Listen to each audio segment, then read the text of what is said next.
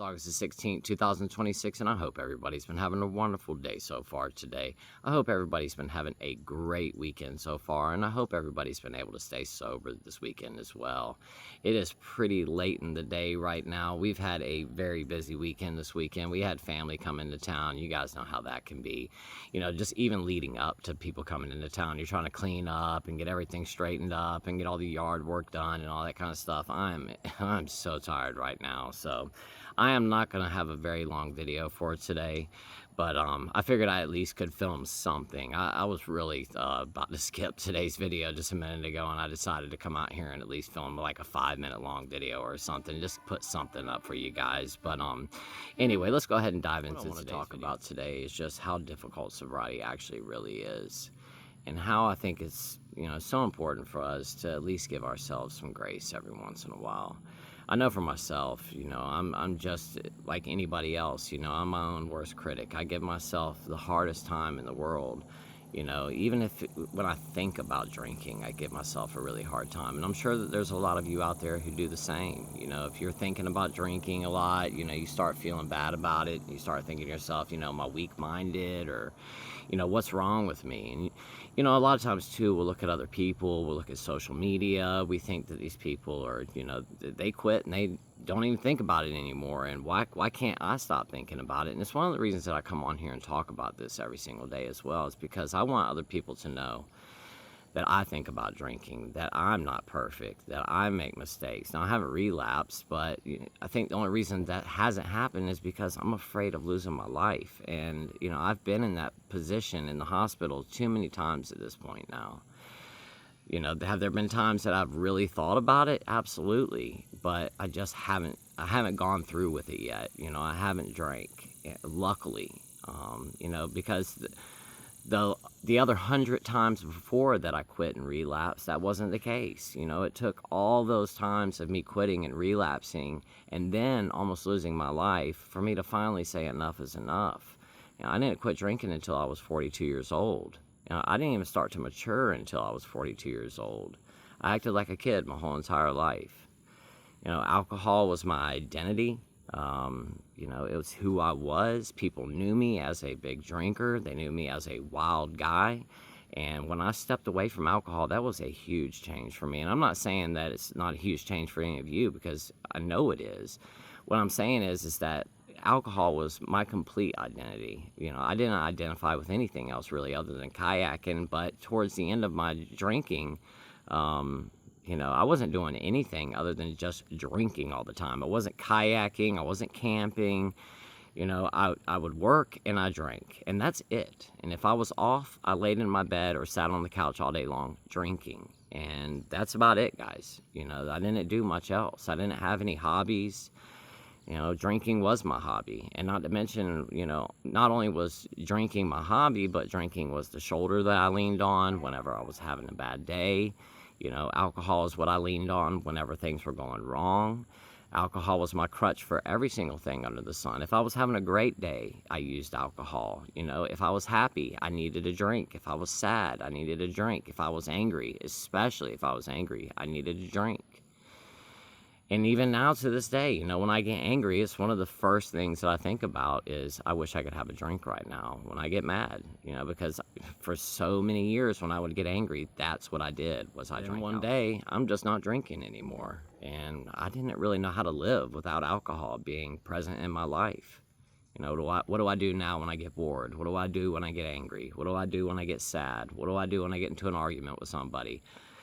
What do I do when times are getting tough? What do I do when I'm having a health problem? What do I do when I'm dealing with pain? You know, because like I said, I used alcohol for everything. Alcohol was a painkiller for me. You know, my back and my legs always hurt because I worked on my feet my whole entire life. And when I got off of work, my back would really be bothering me. My legs, I'd have RLS at night, and I would drink to the point where I got wasted drunk, and then I would just pass out. And the RLS didn't keep me up anymore. And the bad back didn't keep me up anymore. As a matter of fact, it helped get rid of the pain. once again, guys, one of the reasons I wanted to talk about this today, like I said, is I just think it's important for us to give ourselves grace. You know, if it's something, you know, that it's been on your mind all weekend long, and you know, you just don't understand why you can't stop thinking about it, you know, but you didn't drink, you know, it's okay. You know, you can't control the thoughts that are going through your head. You know, and if you went and stopped by the gas station on your way home from work on Friday and picked up a 6-pack of beer and you drank it, you know, that's not the ideal situation. That's not what we want to do, but it's okay. You know, the world's not going to stop. You know, you just give yourself grace. You know, just keep trying. You know, the most important thing about this is just don't give up. And don't give up hope. Don't give up hope that one day this is actually really going to work out for you. It's going to stick, and you're going to get the life that you always wanted. Because we all know it. We all know all those times that we were laying on our bathroom floor, or, you know, the 10th time that year we've called off from work, and we were like, this has got to stop. I want my life back. I'm tired of calling off of work because I'm hungover. I'm tired of going to work feeling bad every single day. I'm tired of giving only 20% of what I can actually give at work because I'm always hungover. I'm tired of having alcohol or a substance control my every move in life. I'm tired of alcohol or a substance taking up every single bit of extra money that I have, or taking away money from paying my bills. I'm tired of alcohol or substance taking time away from my kids. I'm tired of alcohol or substance taking time away from my wife or my husband or my boyfriend or girlfriend, or taking time away from my loved ones, my family, my friends. I'm tired of alcohol or substance getting in the way of the career that I want to live, you know, the career that I've always dreamed of. But, you know, you just don't push yourself that extra little, you know, what you need just to go to that next level. You know, you're not taking those night classes because instead, as soon as you get off of work, you'd rather go home and drink. Like I said, guys, don't give up the hope. You know, if you have fallen down, it's okay. Pick yourself back up and just keep trying. I fell down so many times, and had I just given up hope after all of those attempts of, you know, trying to get sober and failing, I wouldn't be sober right now. I would have gotten sick and gotten out of the hospital and said, you know what, I tried 100 times already. It never worked out, so the heck with that. I'm just going back to drinking. I failed 100 other times. I'm going to fail 101, so the heck with it. You know, like I said, keep your hope, guys. And if you have stayed sober all this time, I'm proud of you. This is hard. And if you haven't, if you've relapsed, but you attempted to get sober, I'm proud of you. I'm proud of you for watching this right now. I'm proud of you for trying to do something about your life and trying to get it back again.